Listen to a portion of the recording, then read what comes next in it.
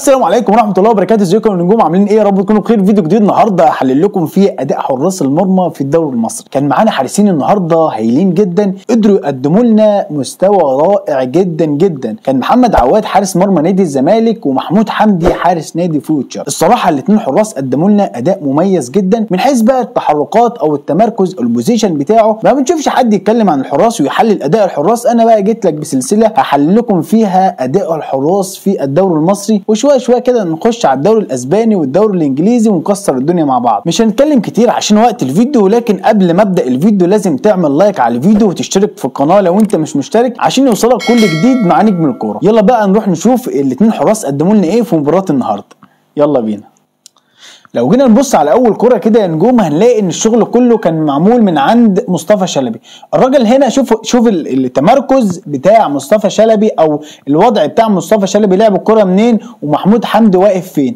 لعند هنا محمود حمدي واقف ومتمركز بشكل ممتاز جدا جدا، وقدر يتعامل مع الكرة بشكل كويس رغم ان هي خبطت في المدافع بتاعه، ولكن راحت في اتجاه الحارس لان هو متمركز كويس وفي اتجاه الكرة بشكل كويس، وقدر يتعامل مع المره الاولى بشكل كويس جدا. ولكن طبعا سيف الدين الجزيري عملوا الفولو وما قدرش يتعامل معاه للمره الثانيه. كان ممكن في الكره دي يكون عنده ثبات انفعالي اكتر من كده، ولو كان واقف على رجله كان قدر يتعامل معاها كويس جدا. ولكن هي في الاول وفي الاخر التمركز بتاع اللعيبه في ال 18 كان وحش جدا وخطأ دفاعي بحت، وطبعا قدر يسجل منها سيف الدين الجزيري بشكل كويس من فولو. لو جينا نبص بقى على الكرة دي يعتبر نفس الكرة اللي فاتت، ولكن يختلف طبعا ان امام عاشور دخل بيها ال 18. لو جينا نبص هنا لمحمود حمدي هنا التمركز 10 على 10، ولو جينا نبص هنلاقي محمود حمدي طلع كمان خطوه واتنين قدام. ليه؟ لان الراجل هنا دخل على حدود ال6 ياردة، وفي الحاله دي انا ما برجحش الحارس المرمى ان هو يطلع بره القائم بالشكل ده الا في حاله ان اللاعب يكون داخل عليه وقرب من ال6 ياردة بالشكل ده. انا بشوف حراس الاقيها طالعه بره العارضه واللاعب لسه هنا بره ال 18. غلط طبعا. لازم الحارس يطلع في الحاله دي، هو اصبح انفراد، لان ممكن امام عاشور يدخل ويلعب هو ويتعامل، ولكن الراجل اكيد انا متاكد ان هو لمح وبص كده وشاف ان في زحمه واللاعب ما يقدرش يعمل العرضيه، فمن خلال كده قدر يطلع الخطوتين دول ويقفل بشكل كويس. ولو هوريكم حته كمان، الراجل هنا اللي فتحه رجله كويسه جدا، لان حارس المرمى هنا مش بيحتاج لتحركات، لا بيحتاج لبوش في الارض ودفع في الارض ويقدر يعمل القوه الانفجاريه بتاعته. الراجل دخل اهو قدر وعمل الثبات الانفعالي واتعامل معاه هنا كويس جدا، وقدر يعمل سرعه رد الفعل بتاعته كانت هايله جدا، وقدر يتعامل مع الكره الاولانيه والكره الثانيه بشكل كويس. هتبقى واضحه من هنا شويه. شوف هنا الراجل هنا التمركز بتاعه هايل جدا، وفتحه رجله زي ما قلت لكم حارس المرمى طول ما اللاعب قدامه بمسافه قريبه حارس المرمى يفتح رجله على قد ما يقدر، ولكن يخلي باله يفتح رجله. ليه بقى؟ لان دايما الكره لما تبقى قريبه للحارس او اللاعب يكون قريب للحارس، اللاعب او الحارس المرمى ما بيحتاجش تحركات او على رجله كتير، هو بيحتاج يعمل التراي، والتراي بيحتاج قوه انفجاريه ان هو يدفع برجله في الارض وينقض على الكره. وهنا اللي عمله محمود حمدي فرش جسمه والتمركز بتاعه كويس جدا، وقدر يتعامل مع الكره دي بشكل كويس ويعمل الفولو ويتعامل مع الكره الثانيه بشكل يعني جميل جدا، وقدر يتعامل معاها بشكل جميل جدا محمود حمدي. لو جينا نبص على الكره دي من ناحيه مصطفى شلبي ده ولا مين، مصطفى شلبي لعبها على طول عدى من واحد ولعبها تصويبه، وهنا متمركز برضو محمود حمدي بشكل كويس وقدر يتعامل معاها بشكل كويس. هنا الهدف بتاع فيوتشر بوبو جه من ناحيه اليمين، وهنا الزحمه والخطا الدفاعي. بص على تمركز محمد عواد متمركز كويس جدا في اتجاه الكره لو اتلعبت تصويبه في الجون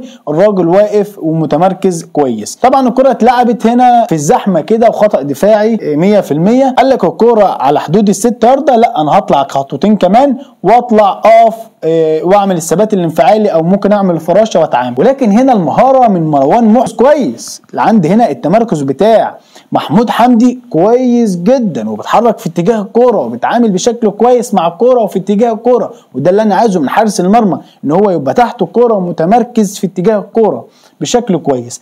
هنا طبعا اللي عندي هنا كده الراجل هقول لكم اللي خطأ هنا فين او ما قدرش يتعامل معاه. هنا التمركز صح تمام وطلع قفل خطوتين بص بقى هنا الوضع التشريحي لمحمود حمدي. شوف محمود حمدي عمل حاجتين. اول حاجه ان هو اتحرك او عمل التراي من وضع الحركه، ده حاجه هتبان لكم دلوقتي. تاني حاجه ان النص اللي فوق بتاعه ده كان مايل لورا، ما قطعش لقدام او ما خلاش جسمه قاطع لقدام اهي. شوف جسمه هنا جسمه اترمى لورا، الوضع التشريحي بتاعه كان لورا، فبالتالي الكره عدت من تحت ايده او قريبه منه. شوف هنا بقى التراي بتاعه اتعمل من وضع الحركه، وده سبب من ضمن الاسباب اللي جه منها الهدف. طبعا هنا بوبو اتعامل مع الكره، بيتعامل طبعا بوبو لعيب كبير وبيتعامل مع الماتشات الكبيره بشكل كويس. هنا طبعا التمركز بتاع عواد هايل جدا وقدر يتعامل مع الكره دي ممتاز جدا. طبعا الراجل واقف في حذاء العارضه او قريب من العارضه، لان الراجل كان بره ال 18 وعرض، ادى ظهره للملعب، اصبح الجون بتاعه المنطقه دي كلها، وقدر يتعامل مع الكره بشكل كويس ويعمل فولو ويتعامل، وسرعه رد الفعل عنده كانت هايله جدا. محمد عواد زاد عن مرماه باكتر من مره واكتر من كوره، وقدر يتعامل بشكل كويس جدا. حراس المرمى امتعونا الصراحه في المباراه دي، والاثنين حراس مش طوال القامه، ولكن بيقدروا يتعاملوا، حراس خبرات طبعا، وبيقدروا يتعاملوا مع الماتشات الكبيره والمباريات الكبيره دي. الكره دي محمد عواد اتعامل معاه برده بشكل كويس، وخدها من وضعيه التراي كده ملعوبه من بره ال 18، والراجل شايف وواقف في اتجاه الكره بشكل كويس، ويتعامل مع الكره دي بشكل هايل جدا. طبعا ملعوبه كويس جدا. هنا لو جينا نبص على العرضيه، محمد عواد طالع وشايف وطالع من فوق، كان المفروض يتكلم برده مع اللاعب بتاعه عشان يسيبها له ويمسك ويعني ويسهل الدنيا على نفسه، ولكن اتعامل بايد واحده بالبوكس. ومن الافضل حراس المرمى ان هم في الكور دي يتعاملوا بايد واحده، وقدر يتعامل مع الكره الثانيه بشكل كويس. ولكن الراجل لعبها هنا ببوكس كده او ضربها بالبوكس، وانا مش برجح او مش بفضل لحارس المرمى ان هو يعمل تراي ببوكس، لان التراي بالبوكس ممكن البوكس يقلش منك وتسبب مشاكل كتيره جدا، سواء ان هي تقلش وتدخل جون او تقلش وما تبقاش عارف هي متوجهه فين. من الافضل انك تفتح ايدك وتوجه بقوه، او كره تطلع او ايدك تطلع من قدام صدرك بشكل كويس، هتلاقي الكره راحت او متوجهه بشكل كويس زي ما انت عايز، سواء في الملعب او بره الملعب. هنا محمد عواد طلعها وكان موفق فيها جدا، وقدر يتعامل معاها بشكل كويس، ورجع صحح البوزيشن والوضعيه بتاعته، وقدر يتعامل مع الكره دي بشكل كويس. وبكده يكون خلص الفيديو بتاعنا. وطبعا الفيديو لو عجبك ما تنساش تعمل لايك على الفيديو واشتراك على القناه عشان يوصلك كل جديد مع نجم الكوره. سلام.